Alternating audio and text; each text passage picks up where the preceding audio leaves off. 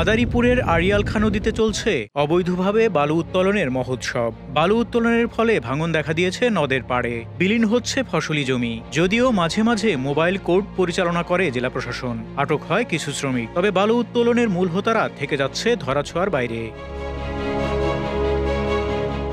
মাদারীপুর শহরের গোরাইন থেকে তাল্লুক পর্যন্ত আড়িয়াল খাঁ নদে চলছে নিয়মিত বালু উত্তোলন। দিনে মাঝ নদী থেকে আর রাত গভীর হলে নদীর পাড় থেকে বালু তোলেন অবৈধ ব্যবসায়ীরা। এতে দেখা দিয়েছে নদী ভাঙন, নদীগর্ভে বিলীন হয়ে যাচ্ছে ফসলি জমি, রাস্তা।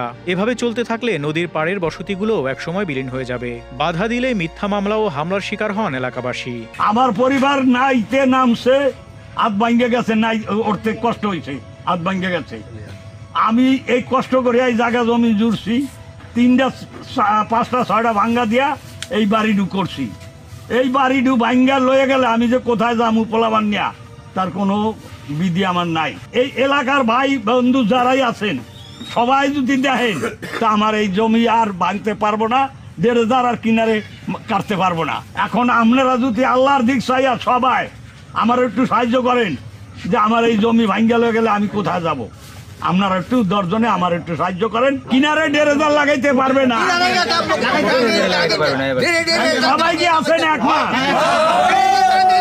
সবাই একমত আছে? সবাই যদি একতাবদ্ধভাবে যে এগুলা ফিরানোর চেষ্টা করেন, তাহলে এগুলো ফিরানোর কোনো ব্যাপারই না। আপনারা যাদের বাড়িঘর, যাদের ফসল জমি নষ্ট হয় বা যাদের ক্ষতি হইতেছে, তারা সবাই একতাবদ্ধ হইয়া এগুলা রাত্রে 1 দিন 2 দিন সজাগ থাকলে কি হয়, রাত্রে সজাগ থাইকা আপনারা এগুলো ধরেন, ধৈরা তারপরে এটার একবার উপযুক্ত বিচার এমন জিনিস করতে হবে যে আর জীবনের জন্য জানি এই মানুষের ক্ষতির করতে না আসে। ড্রেজার যারে পাইবেন হ্যারে কোনো ক্ষতি করা দরকার নেই, হ্যারে ধৈরা প্রশাসনের কাছে দিবেন, হ্যারে ধৈরা বাইন্দা দিবেন, প্রশাসন খবর দিয়া ড্রেজার সহ প্রশাসনের কাছে দিয়ে দিবেন। জেলা প্রশাসনের কাছে একাধিকবার লিখিত অভিযোগ দেওয়া হয়েছে। এছাড়া মানববন্ধনও করেছে এলাকাবাসী। তবে বালু উত্তোলন বন্ধে কোনো ব্যবস্থা নেওয়া হয়নি বলে জানালেন স্থানীয় ইউপি সদস্য। কেউ কেউ বলে আওয়ামী লীগ, বিএনপি, আসলে তারা মাটি চোর, তারা কোনো দলের না। যে দলেই ক্ষমতা আসুক তারা মাটি চুরি করেই যাচ্ছে এবং এলাকার ক্ষতি সাধন করে যাচ্ছে। আর এলাকার লোকজন তাদেরকে প্রতিহত করার জন্য যাবে কেন? তারা তো মাস্তান পাইবে, তারা মাস্তান পালে। আর প্রশাসনের কাছে প্রশাসন গড়িমসি করে, আসলে প্রশাসনের সাথেই তাদের যোগসাযোগ আসে, যোগসাযোগ করেই তারা এই কাজ করে। আর প্রশাসনের কাছে আমরা গেলে প্রশাসন আসার আগে তারা সংবাদ পায়, সংবাদটা খেয়ে দেয়, নিশ্চয়ই প্রশাসন দেয়। আমাদের দেশের জনগণ আসলে পুতুলের মতন আছে, পুতুল খেলার মতো আছে, আজকের জায়গায় কালকেও জায়গায়। বালু উত্তোলনকে বড় সমস্যা হিসেবে দেখছে মাদারীপুর সদর উপজেলা প্রশাসন। জেলা প্রশাসন, পানি উন্নয়ন বোর্ড, নৌ পুলিশ ও কোস্টগার্ড যৌথভাবে কাজ করলে স্থায়ীভাবে বন্ধ করা যাবে নদী থেকে বালু উত্তোলন, এমনটাই বললেন সদর উপজেলার এই শীর্ষ কর্মকর্তা। এই যে বালুর একটা সমস্যা, এটা কিন্তু খুব কোনো স্বাভাবিক কোনো সমস্যা না, এটা বৃহৎ আকারের একটা সমস্যা। এই ধরনের কার্যক্রম সম্পূর্ণ বন্ধ করার জন্য একটা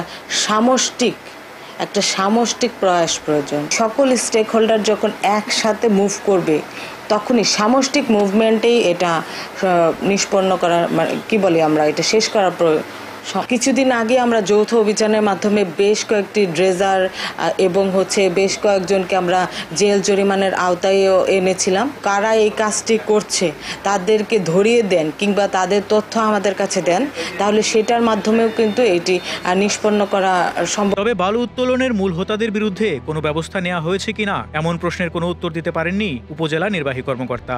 এদিকে ইউএনও এবং ম্যাজিস্ট্রেটদেরকে অবৈধ বালু ব্যবসায়ীদের বিরুদ্ধে ব্যবস্থা নিতে বলা হয়েছে, জানালেন জেলা প্রশাসক। আমি একটা সমন্বিত একটা অভিযান ইনশাআল্লাহ চালাবো।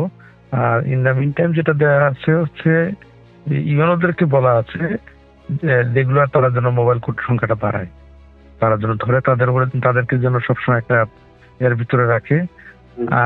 আর হলো আমি একটু ইন্টেলিজেন্স নিচ্ছি যে আসলে আপনারা হয়তো চেনেন, কিন্তু আমি তো চিনি না, তো ওই কারা করে তাদের একটু ডেটা নিচ্ছি, নিয়ে দেখি আমি মোবাইল করে যদি নাও পারি, আমি প্রয়োজনে তাদের নামে রেগুলার মামলা দেখলেও তাদেরকে একটু দমন করার চেষ্টা করবো ইনশাল্লাহ।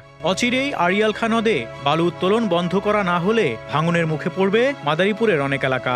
এছাড়া এভাবে অবাধে বালু উত্তোলন করলে গতি হারাবে নদী, বিলুপ্ত হবে জলজ প্রাণী।